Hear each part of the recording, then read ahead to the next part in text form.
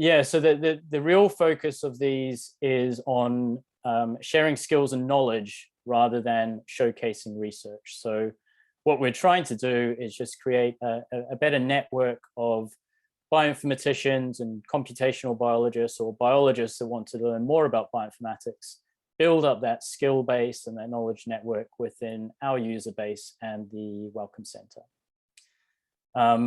At the end of the session, there'll be time for questions on whatever is covered in that session. And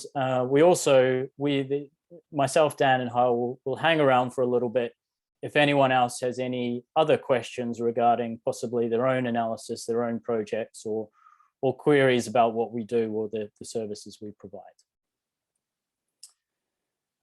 We do have a few of these sessions already scheduled. So today I'm going to give a tour of the WCB Bioinformatics service. Next month, Hal is going to tell us about how to run software on the bioinformatics servers and some of the work he's been doing to create a environment for reproducible data analysis on our servers. There's an upcoming session on Conda and how to manage your own software, and also on RStudio and specifically on reproducible data analysis and setting up projects within R and RStudio. So you'll notice that the sort of theme for these first sessions are all focused on the use of our servers and trying to use those most effectively. And there's a couple of reasons there. First of all, we've recently upgraded our servers, so there are a few things that are different for those that have been using them for a while. And secondly, mostly due to the pandemic, I guess we haven't really had as much contact with our user base over the last couple of years as we would like. And so we want to offer these as a sort of refresher for best practices for using the bioinformatics servers. We have lots of ideas for future sessions. So we're thinking about demoing using workflow languages, using some genomics databases, teaching how to handle genomic data in different programming languages, visualizing high-C data, etc. We will also accept ideas. So if you have anything that you would like us to cover, feel free to email us, or we may set up some sort of virtual suggestion box in the future. And of course, we're always happy if someone else wants to present part of their own research, whether it's a specific method or tool that you've been using that you think others in the center would like to learn, then feel free, send us an email and we could get you in the schedule. So for today, briefly, this is what I'm going to cover. I'm first going to show you just a little bit more about our core facility and where you can find some extra resources if you need help. Then we're going to move over to the servers. I'm going to show you how to log in. We're just going to cover logging in on the command line today. You can also access our servers via RStudio if you want to use R, and also for graphical experience using X2Go, but we will cover that at a later date. So I'm going to show you logging in with SSH and also how to set up SSH keys. I'll give you a little tour of what's available on the server as far as where to find different directories and some of the genomic reference and annotation files, as well as how to make some of your data available on the web. Show you a few commands just for monitoring jobs that are running on the server. And then maybe the most useful thing I'll show you today is how to use tmux, which is a tool for managing your sessions and making your sessions persistent on the server even when you log out. And at the end, we'll have some time for some questions.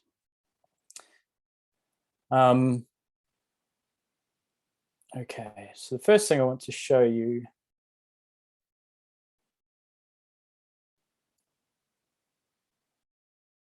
is just our website. So this is our SharePoint. It's really just a landing page for the core facility. There is some information in the About section, just who we are and what we provide, etc. Within the resources tab, you'll probably find some more useful information. So this is the link to our GitHub page, which I'll show you what's there quite soon. We also have set up a Slack community. So again, that's just a forum for sharing sort of tips and useful advice and new tools for bioinformatics. So feel free to join that. A link to our user policy, which everyone who is using our servers should have read and completed the form just to say that they agree with that. Information on joining the mailing list if you want to be updated on things like server downtime and updates. And there's a few other documents which are just sort of Word documents and shared at this link. At the moment, we just have a sort of planning document there for data management advice. So that's what it's available on the SharePoint. On our GitHub page, you'll find a few tabs at the top. First of all, a list of training courses. These are some that we run on an annual basis, and also links to other resources that we recommend. I would highly recommend that everyone completes our Introduction to Linux course. In fact, we ask you to do that in our user policy, and that will get you using the command line in the most efficient way possible. If you have any questions about anything that any of the commands I run today, you'll probably find the answers within this course as well. Under best practices, we're going to sort of fill this out as we go along. So there is a link to the user policy again. There is some documentation on how to run and manage software on the servers. This is essentially what Hal's going to cover in the next session. And there's a third section here on customizing your command line experience. And some of the things I covered today, so setting up SSH keys, configuring the htop command, and using tmux, you can refer to this page at any time if you need some help on that. Okay, so I'm going to share my terminal session.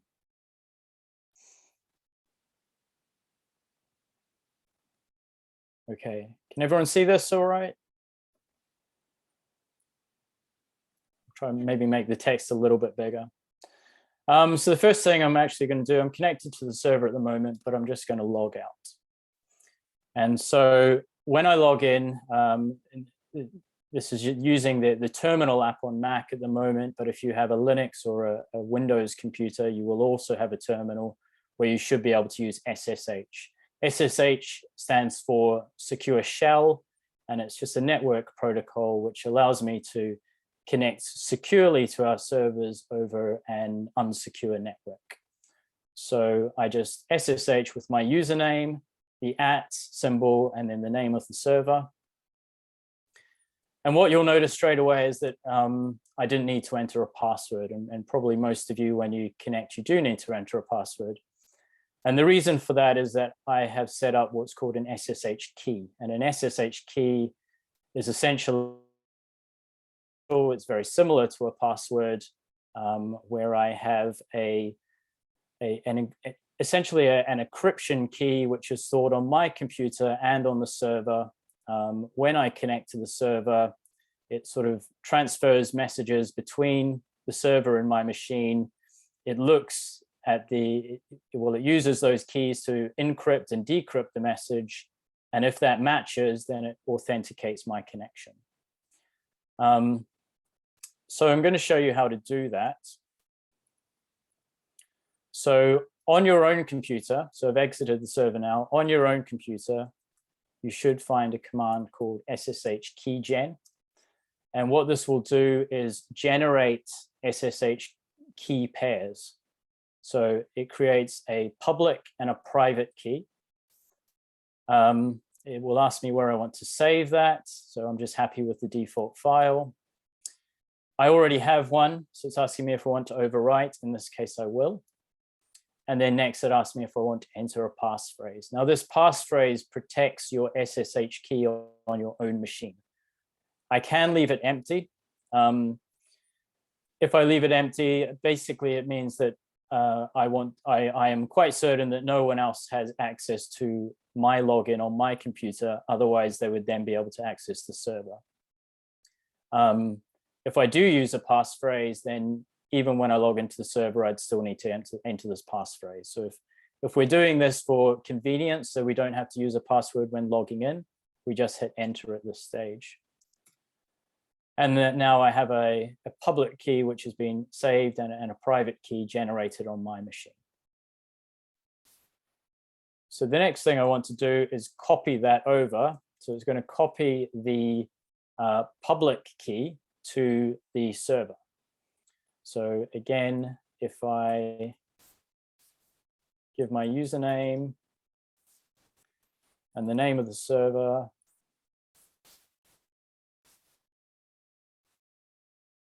it will ask for my password. Okay, so now it has essentially copied over the public key. And now next time I go to connect to the server, so SSH, it will transfer those keys, they'll talk to each other, and I'll be able to log in without using a password. Okay, so now I'm on the server. I'm just gonna have a little look around, see what's there.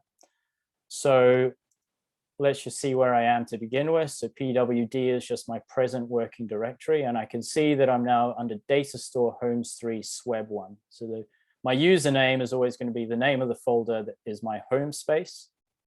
And you will now see that all the home spaces are stored under /data store. That's because the data on the servers is now stored on the university data store system and essentially mounted onto our servers through the network. So the good thing about that is it provides us with a lot of storage space and very secure storage space. So all of your home spaces is backed up in multiple locations. There are snapshots taken on a nightly basis if you ever need to restore anything.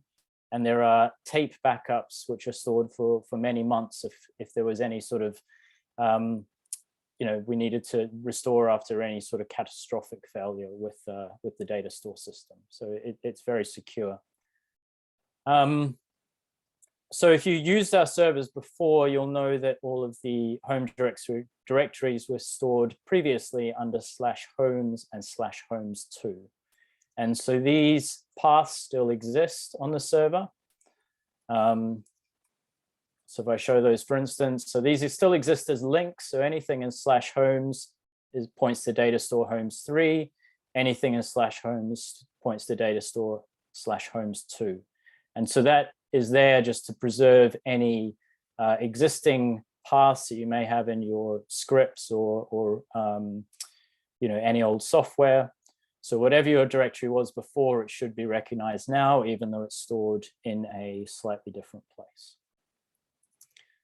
So I have a look at what's under /data store. So we have homes2 and homes3, library, and we also have this groups folder. So the idea of the groups, which can be accessed also, there's also a shortcut at /groups. And what you should find there is that there is a group folder for whichever lab that you belong to. There isn't a folder for every lab in the WCB Center, but there should be one for all of the users that we have. The data here by default, and if you understand these permissions, the default is that everyone is able to read data in these folders, but no one is, only group members will be able to write into those folders. If you did want a completely private folder for your group, then you would have to get in touch with us and we could set that up probably within one of these group folders. The idea here is that I know that labs like to share data between users and even between different labs. And so these group folders you can use to sort of host data that's going to be shared. Also for old accounts. So if you're leaving the university, it would probably be a good idea to archive your home space under a group space where that data is still available to your lab. So for instance, we have a bioinformatics group folder here. If I move into that, /groups.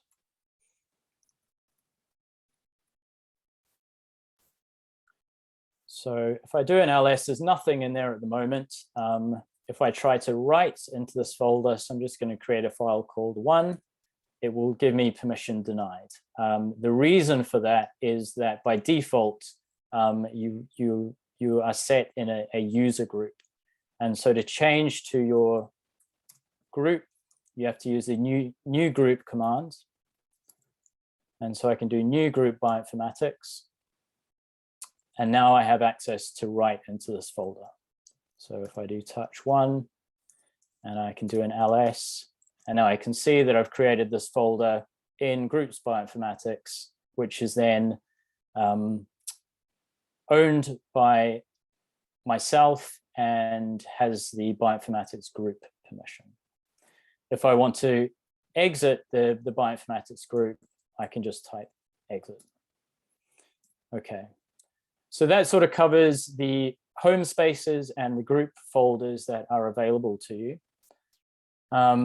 Another really useful folder to know of is /homes genomes.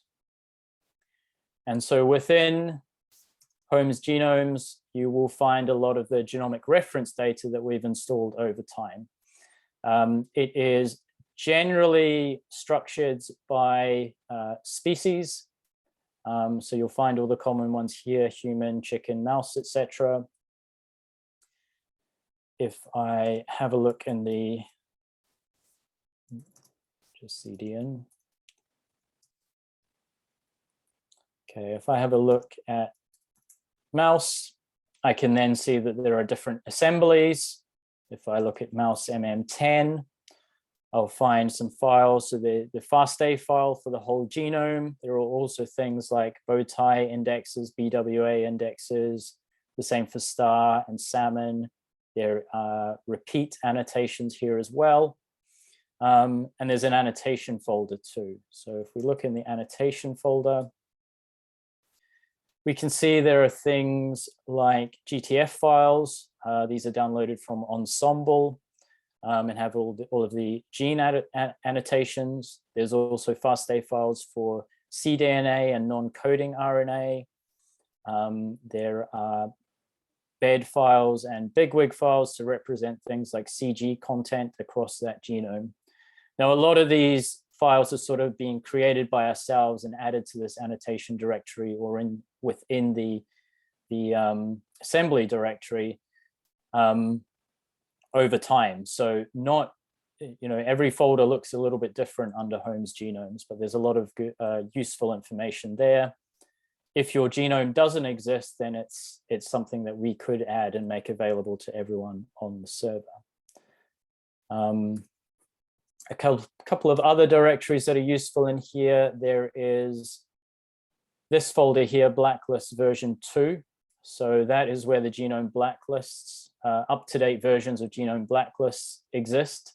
So the blacklists are regions that were defined by the ENCODE project, which tend to basically show anomalies in high throughput sequencing experiments. So often in ChIP-seq, for instance, you get very high read calls over these blacklisted regions because the assembly, essentially errors in the assembly or regions that don't, may exist multiple times in the genome, but only once in the reference.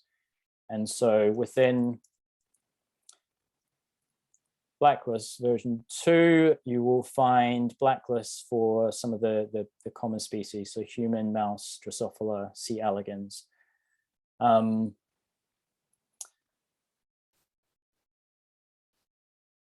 There is also under genomes an iGenomes folder, and this I am starting to populate at the moment. So iGenomes are reference data that is provided by Illumina, hence the I. And they're sort of all in a standardized format, and they include references from Ensemble, UCSC, and also NCBI. And so at the moment, I've only downloaded the mouse Ensemble reference data. But if I do the tree command on iGenomes, you can see what is available there. So we have the species, it's the ensemble data, we have the assembly, there is an annotation directory, there are archives, so there are all previous annotations from which are archived by date.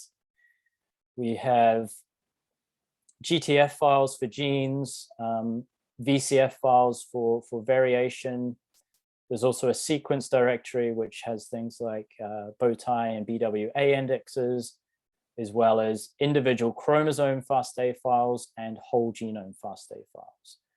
So the plan is to sort of populate this iGenomes folder with all of these standardized references.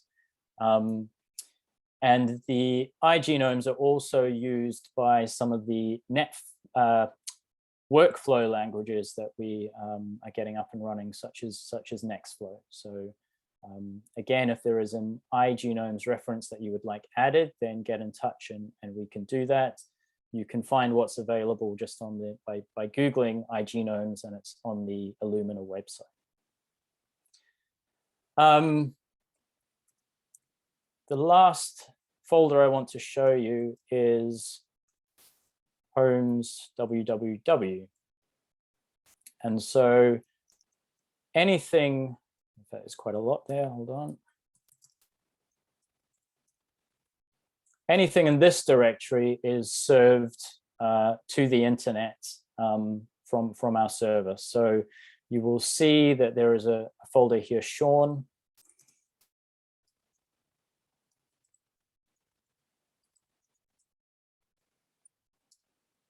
Okay, and within there I have various folders and links to folders which are within my home space. I have a folder called reports just here. So let's take a look again. Let's cd to homes www Sean. And within the reports, I'm going to move into the reports folder, and I'm going to put a file in there. So for instance, if I have HTML files or graphics or PNGs that I would like to be able to view quite easily by using a web browser, or even if it's just navigating through a project, looking through text files, etc., I can put them in my folder that's under Homes www and make them available on the web. So you can either copy data into here, but that will make a duplicate copy. So I would probably recommend instead that you just link data. So in this case, I have an HTML report called read stats, which is in a data directory in my folder. And now I can see that read stats HTML is available in this reports folder. And I will show you where that is available on the web. Okay. So if I point my web browser to either of our servers, so Bifix Core 3 or 2, and then give the name of my top folder, Sean, you can now see that those same folders we saw are available here on the web. Obviously, this is sort of open to everyone here, so make sure about that whatever you are making available on the web is safe and secure for people to access. But we can see now in my reports folder, if I click on that, I now have this read stats.html file. And that is a sort of report file on read depth, which is, quite visual and therefore a lot nicer to view through a web browser.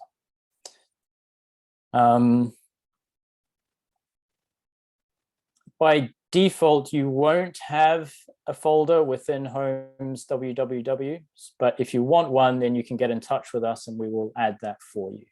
And we'll set it so that you have permission to write and add anything you want in that directory. Okay. So moving on, I'm going to talk a little bit about sort of how to monitor jobs that are running. I'm not going to talk much about running software because that will be covered in the next session. I'm just going to CD back to my home directory.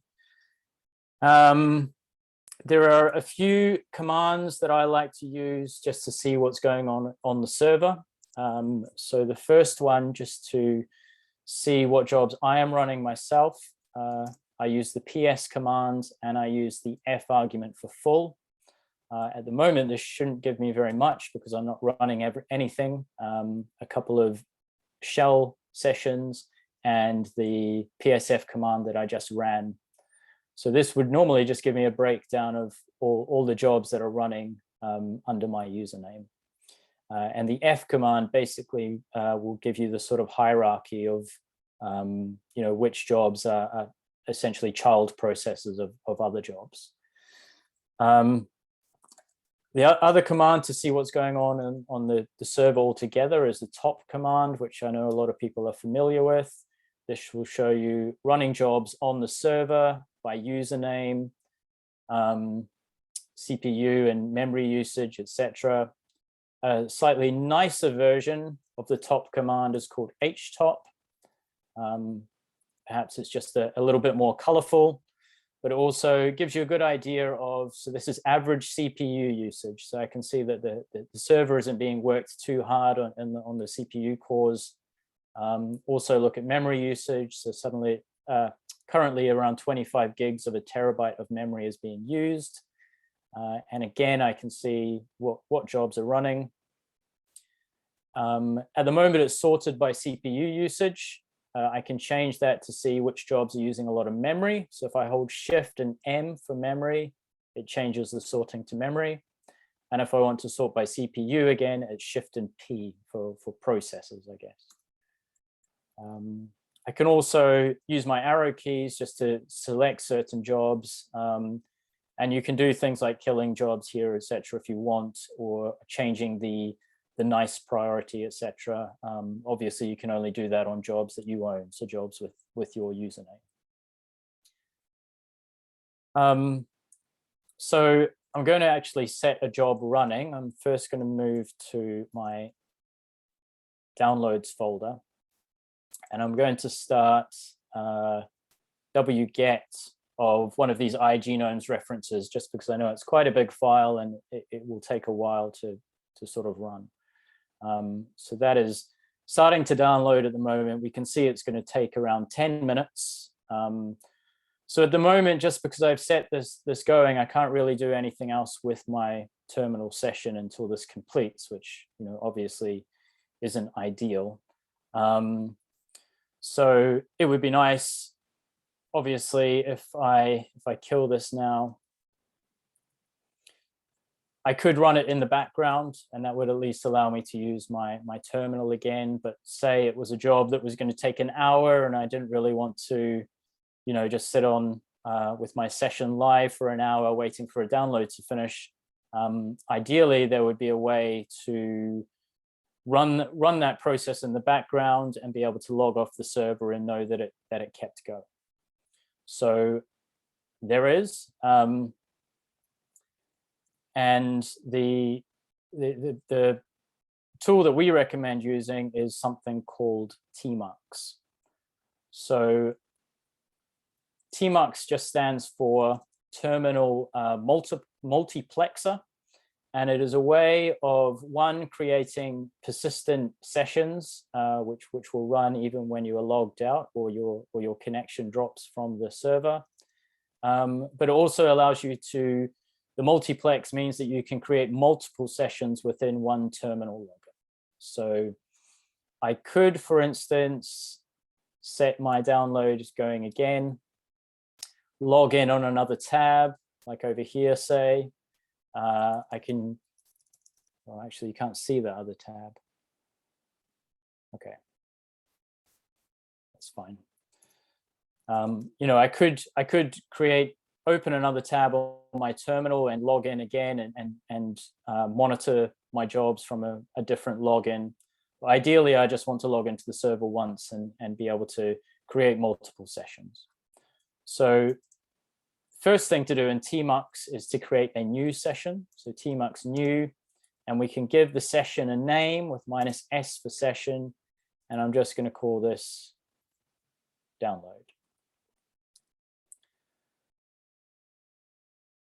So when I do that, I know I'm in tmux because I get this green bar down the bottom of my screen. It gives me the name of the session.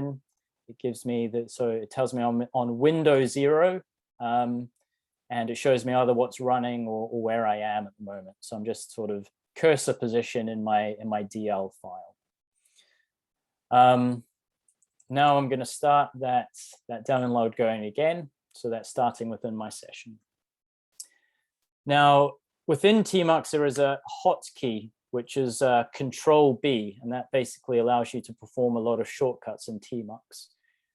And the first thing I'm going to do, I'm going to hit Control B and then D.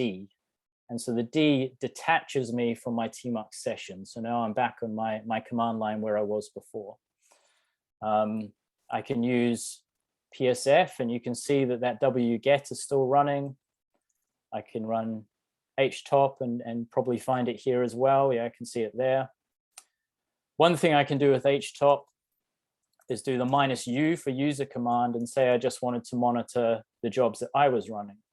So now I can just see what jobs I'm running under my username. So that wget job is still running within my tmux session, even though I can't see it at the moment. I'm going to create another tmux session, and I'll call it session 2. Okay, and now I can go into my second session. Again, I'm going to Control B and D to detach. Now, you don't have to learn all these shortcuts. I'm going to share a cheat sheet with you, which will show you what all these tmux shortcuts are. Now, I can do a tmux ls, and that shows that I have these 2 sessions running, download and session 2. If I want to then go back into one of those sessions, I can use tmux attach with a -t for target. And again, if I just hit the tab, it will show me what options are available. So let's go back into our download. And we can see that this session is still running sort of in the background. So I can have multiple sessions going, but let's say I am in this one session and I want to do something within this tmux session, but I don't want to interrupt this download here. What I can do is actually create multiple windows. So again, I can use the hotkey, and I'm going to use Control B and then C for create. Okay, and you'll see down the bottom on this green bar, I've got window 0 where my wget is running, and window 1 where I am just in my DL. I'm just going to type window 1, so it's really obvious. I'm going to create another window, so Control B, C, and I'll call this window 2. And again, so you can now see that I have 3 windows open within this session. And if I want to jump between those windows, I can do Control B and then hit a number. So if I hit 0, it takes me to window 0. If I hit 2, it takes me to window 2. There are also shortcut keys for the next window or the previous window or your last active window. So as you learn these shortcuts, the sort of easier it becomes. And if I ever want to close a window, I'm just going to type exit. And you'll see that that window is removed from the bottom down here. Also, I can, let's say, rather than having separate windows, I wanted to see my download going while I was also working on something else. Or perhaps you want to look at the output of a file while you're editing another file. We can use panes, so we can separate our windows into separate panes. So the shortcut here, Control B, and I can use the % to create 2 panes which are split vertically, or Control B and the speech mark sign to create another pane separated horizontally. And so now within this window, I have 3 panes. I can use shortcut Control B and then the arrow keys to switch between my panes. And again, if I want to close a pane, then I'm just going to use exit. Okay, that will close that one. This one closes this one. So that there's a lot more to tmux, and it's worth reading the cheat sheet and the documentation to be able to use it to its fullest. But the nice thing is that I can easily create new terminal sessions without having to log into the server multiple times. Also, the fact that these are persistent. So if I detach, so Control B and D, detach from my session, I'm just going to tmux ls again. If I want to kill a session, I can do kill session, and then I'm going to kill session 2.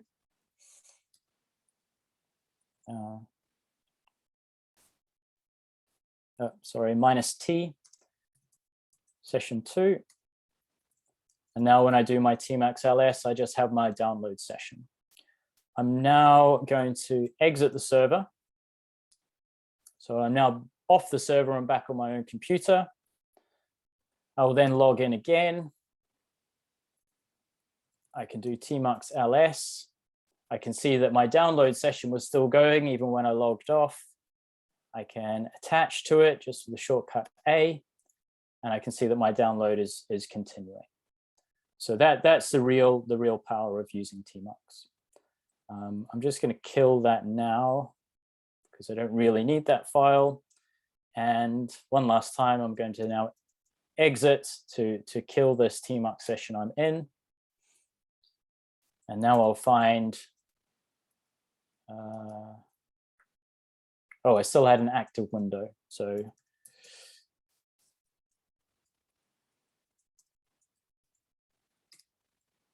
okay, so now if I tmux ls, you will get something that says fail to connect to server, but that just means that you don't have any tmux sessions running. Okay. Right, so that's basically all we wanted to cover today. So just a sort of reintroduction to who we are and what we offer, a tour of what's available on the servers and where to find things, and just how to use tmux to manage your sessions on the server. So I'm going to open the floor now. If anyone has any questions at all on anything that was covered today, or if you're sort of struggling with anything, then yeah, if you have any questions, feel free to put them in the chat or just shout out.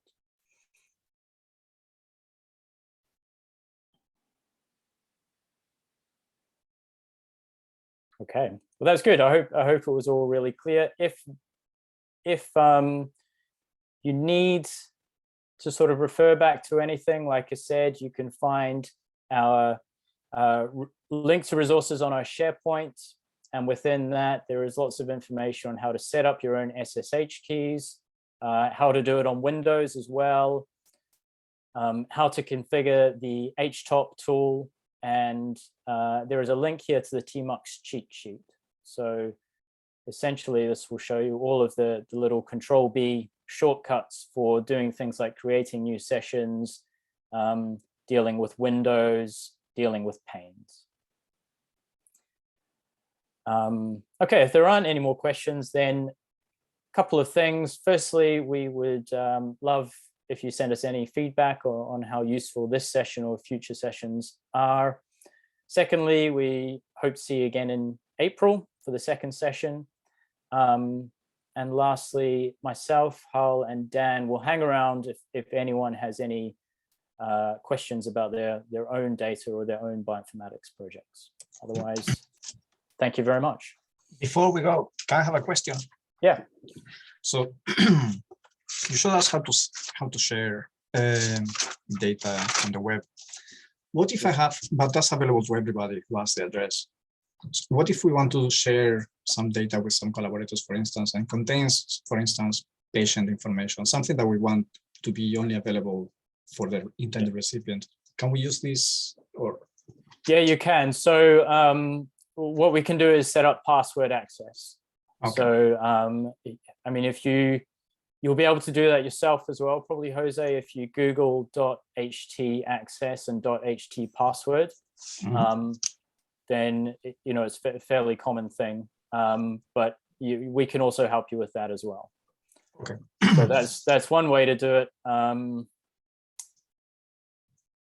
Yeah, I guess it also depends if you are wanting to sort of make that data available for them to view on our server, or if you want to share it as far as them sort of downloading it. Yeah, ideally something they can download and then can remove from it. Okay, so the university has an FTP service, but I'm actually not sure about how they treat sort of sensitive data, but I can look into that for you. All right, that'd be nice. Thank you. It's just via things that are on the web. Essentially, it's not an FTP. So if there are multiple files, you would either have to compress it into a zip file, or they would have to sort of right-click and download each individual file. Yeah. So it sort of depends what data you want to share and how many different files there are. Okay. Thank you. Yeah, get in touch if you want help about that. Yeah, we'll do. Thanks. Okay, great. Yeah, so if there aren't any more questions, then yeah, I think we are done for the day. But like I said, we will hang around if there is anyone that wants to speak about anything different. Thanks.